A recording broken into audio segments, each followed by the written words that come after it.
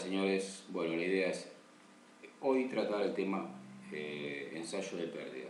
Habíamos hablado del tema de la configuración mixta y bueno, ahora vamos a configurar acá en la banderita, como siempre, medición de potencia inercial. Teníamos inercial más freno, ahora tenemos inercial. Inercial significa el que tiene mixto, el freno apagado, la bomba apagada, y el que tiene inercial puro, bueno, inercial no va a tener nunca mixto, salvo que le agregue el kit mixto. Siempre va destildado acá, y acá van a ver que yo cuando seteo inercial, la parte que era el porcentaje de pérdidas para calcular la potencia en el modo de los métodos de medición dinamométrico e inercial más freno, se pone en gris, es decir, no la puedo tocar porque prácticamente no se usa, sino que se mide. Cuando yo mido pérdidas, lo que hago es acelerar el motor hasta el máximo y luego desacelerar apretando el embrague y quitando la marcha o no, me quedo con el embrague apretado y mido la desaceleración. De esa manera la PC con su software va a medir la cadencia de desaceleración, conociendo el momento de inercia, va a medir la pérdida real que tiene ese tren de transmisión apoyado sobre el tren de rodillos. Tengamos en cuenta que los trenes de rodillos monorrodillo difieren en la medición de pérdida de los 2 rodillos por rueda o los de 4 rodillos, porque obviamente al ser un solo punto de contacto la pérdida es menor. En el de 4 rodillos tenemos una mayor estabilidad geométrica en la medición, mejor bajada de potencia al ser 4 puntos de transmisión, pero la pérdida aumenta de manera considerable. Dependiendo del rodillo, la separación de rodillos, los diámetros de rodillo y obviamente los tipos y durezas y presiones de rueda. La pérdida da para mucho para hablar, sabemos que es proporcional a la velocidad, no es lo mismo medir en tercera que en cuarta, y por convención se toman relativas al propio rodillo al que se está banqueando. No se puede comparar la pérdida entre un rodillo dinamométrico, voy a cerrar la puerta, entre un rodillo monorrodillo y un rodillo de 4 rodillos por rueda, de 4 rodillos, de 2 rodillos por rueda exactamente, porque realmente son mediciones relativas al propio rodillo, ¿okay? Es un rozamiento la pérdida, y yo cuando someto al vehículo o a las ruedas mejor dicho, a distintos cuerpos que están apoyados, con distintos diámetros y separaciones y condiciones geométricas, al ser un rozamiento la pérdida obviamente cambia. La pérdida, como decía, es un rozamiento, es directamente proporcional a la velocidad, es como cuando yo saco la mano por la ventanilla y a mayor velocidad, mayor fuerza. Bueno, la rueda a mayor velocidad, la pérdida aumenta en forma cuadrática y depende mucho, como les decía, de las condiciones de ensayo. Entonces, siempre que se hable de pérdida, por favor, no comparar la pérdida entre un banco.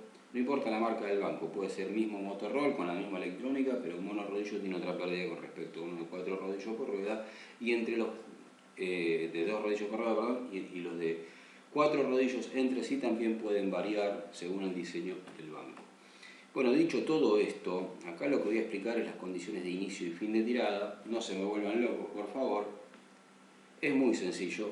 El inicio es siempre igual, como en el inercial más freno o mixto. En el inercial, cuando yo inicio, paso por una RPM determinada, en este caso 2500, y se supone acá, por lo que dice acá, cuando sea mayor a 2500, o sea 2501, comienza a adquirirse, empieza a graficar. ¿Hasta dónde? Bueno, acá no importa la condición de fin de tirada con respecto a las RPM que da el motor en la tirada. Acá lo que importa es la condición de fin de tirada. Si yo quiero medir pérdidas, quiero medir potencia al piso y potencia al motor, tengo que poner este signo en menor. En vez de mayor como en mixto, lo tengo que poner en menor. ¿Por qué en menor? ¿Y por qué tan poquitas vueltas? ¿No? Pues estoy a 300 vueltas, en este caso, nada más con respecto a las 2500 de inicio. Porque yo cuando mido pérdidas, las mido en desaceleración. ¿Qué quiero decir con esto? Que el software, como decía al principio, mide cuando está bajando la velocidad.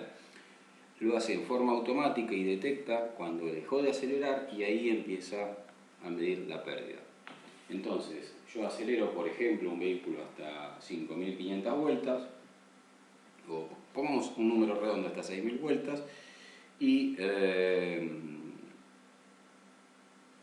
piso el embrague, saco el cambio o lo dejo, eso depende un poco de la convención que tengan ustedes, es indistinto para mí.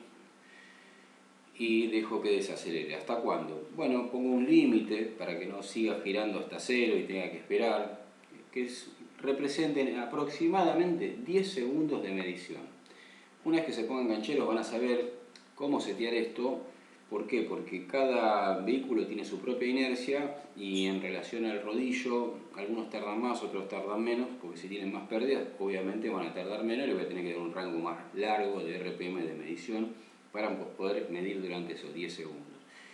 Y si son ruedas muy grandes o que tienen muy lisas y muy duras y con mucha presión de aire, bueno, probablemente con un rango muy chiquito tarde en desacelerar un montón porque esa rueda no tiene prácticamente la pérdida que tiene. Puede llegar a tener, no sé, un 30 o 40% menos de pérdida que una rueda chiquita con dibujo, desinflada, finita, que está ahí metida entre los rodillos y que enseguida se desacelera. Bueno, basta de cháchara, vamos a hablar un poco menos y a trabajar un poco más. Vamos a hacer una aceptada acá y ahora voy a encender la Dremel y le voy a dar, hasta como decía, unas, a ver, 6000 vueltas.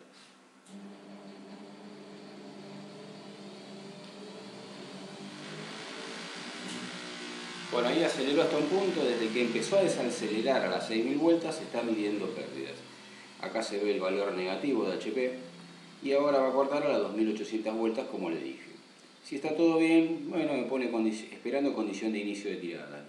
Y la condición de inicio de tirada tiene que ser inferior a las 2500 vueltas que estábamos banqueando, o sea, ya está cumplido. Vamos a darle de vuelta a ver si repite.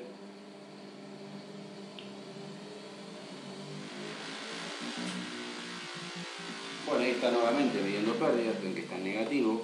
Después el software la va a promediar, lo que da el software son las pérdidas promedio en todo este rango negativo de la curva que estuvo midiendo, más la potencia del piso, que es todo el rango positivo, me va a dar en total la potencia motor, que ahora la vamos a ver en las dos tiradas que hicimos. Bueno, en la primera corté un poquito después.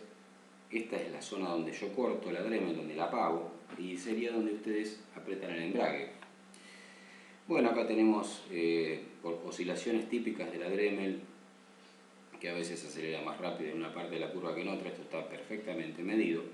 Acá ven la desaceleración que bajan las dos curvas juntitas, atrás, abajo está la amarilla, arriba está la roja, que siempre es la última, van cambiando de color, eso me olvidé decirles. Y bueno, hemos tirado hasta aproximadamente 6000 vueltas en una y 5969 en otra, y tenemos una pérdida de menos 29,9 HP.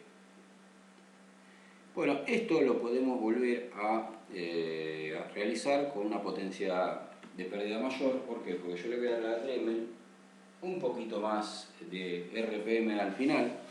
La voy a dejar que se vaya en vez de hasta 6000. La voy a dejar que se vaya, como no hay nada seteado acá tampoco que me limite, solamente está limitado en la desaceleración. Bueno, la voy a dejar que se vaya en vez de hasta 6000 hasta 7500 vueltas. Un cambio considerable para que veamos cómo aumenta la pérdida por el rozamiento mayor a mayor velocidad.